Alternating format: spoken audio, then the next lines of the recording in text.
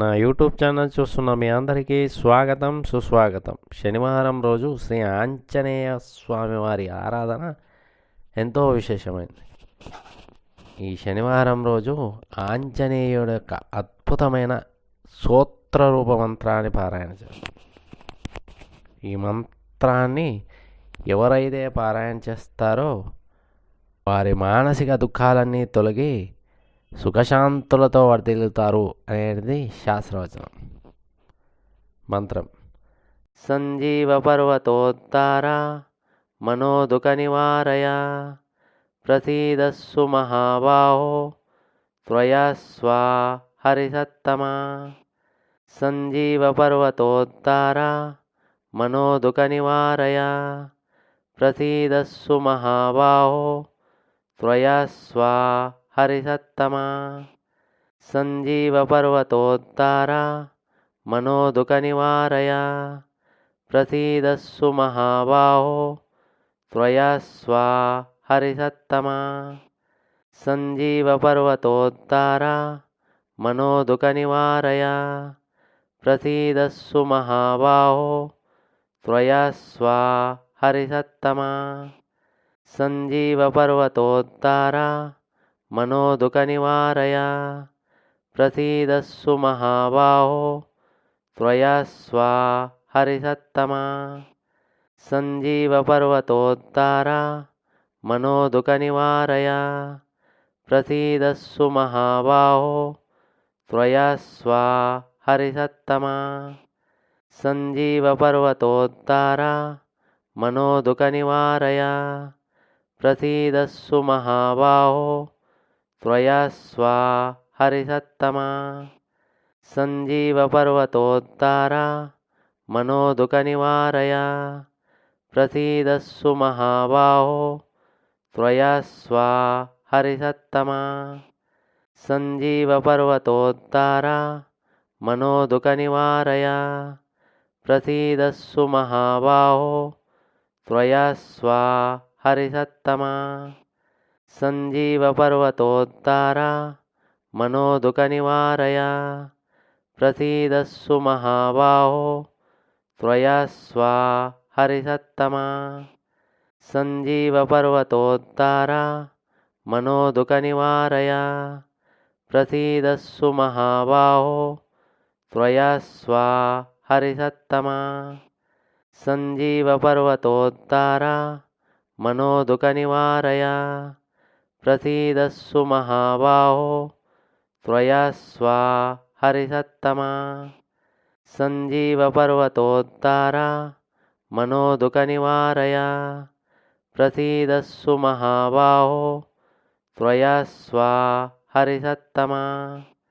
సంజీవ పర్వతోద్ధార మనోదుఃఖ నివారయ ప్రసీదస్సు మహాబాహో త్వయా స్వా హరిసత్తమా. సంజీవ పర్వతోద్ధార మనోదుఃఖ నివారయ ప్రసీదస్సు మహాబాహో త్వయా స్వా హరిసత్తమా.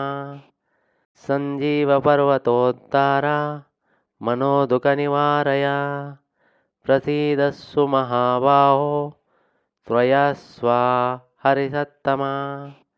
సంజీవ పర్వతోద్ధార మనోదుఃఖ నివారయ ప్రసీదస్సు మహాబాహో త్వయా స్వా హరిసత్తమా. సంజీవ పర్వతోద్ధార మనోదుఃఖ నివారయ ప్రసీదస్సు మహాబాహో త్వయా స్వా హరిసత్తమా. సంజీవ పర్వతోద్ధార మనోదుఃఖ నివారయ ప్రసీదస్సు మహాబాహో త్వయా స్వా హరిసత్తమా.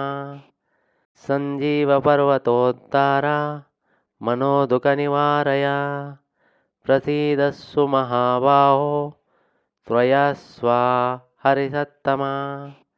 సంజీవ పర్వతోద్ధార మనోదుఃఖ నివారయ ప్రసీదస్సు మహాబాహో త్వయా స్వా హరిసత్తమా.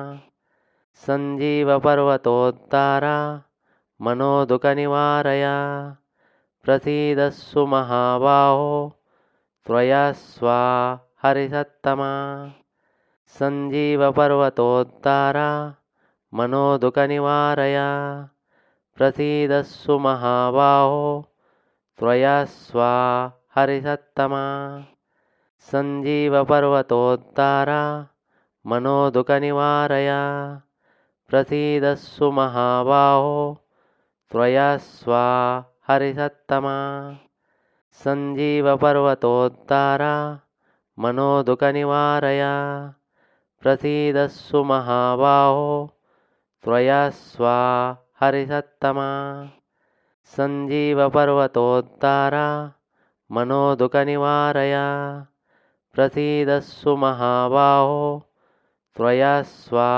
हरिसत्तमा सञ्जीवपर्वतोद्धारा मनोदुःखनिवारय प्रसीदस्सु महाबाहो त्वया स्वा हरिसत्तमा सञ्जीवपर्वतोद्धारा मनोदुःखनिवारय प्रसीदस्सु महाबाहो त्वया स्वा हरिसत्तमा सञ्जीवपर्वतोद्धारा मनोदुःखनिवारय प्रसीदस्सु महाबाहो त्वया स्वा हरिसत्तमा सञ्जीवपर्वतोद्धारा मनोदुःखनिवारय प्रसीदस्सु महाबाहो त्वया स्वा हरिसत्तमा सञ्जीवपर्वतोद्धारा मनोदुःखनिवारय प्रसीदस्सु महाबाहो त्वया स्वा हरिसत्तमा सञ्जीवपर्वतोद्धारा मनोदुःखनिवारय प्रसीदस्सु महाबाहो त्वया स्वा हरिसत्तमा सञ्जीवपर्वतोद्धारा मनोदुःखनिवारय प्रसीदस्सु महाबाहो त्वया स्वा हरिसत्तमा सञ्जीवपर्वतोद्धारा मनोदुःखनिवारय प्रसीदस्सु महाबाहो त्वया स्वा हरिसत्तमा सञ्जीवपर्वतोद्धारा मनोदुःखनिवारय प्रसीदस्सु महाबाहो त्वया स्वा हरिसत्तमा सञ्जीवपर्वतोद्धारा मनोदुःखनिवारय प्रसीदस्सु महाबाहो त्वया स्वा हरिसत्तमा सञ्जीवपर्वतोद्धारा मनोदुःखनिवारय प्रसीदस्सु महाबाहो त्वया स्वा हरिसत्तमा।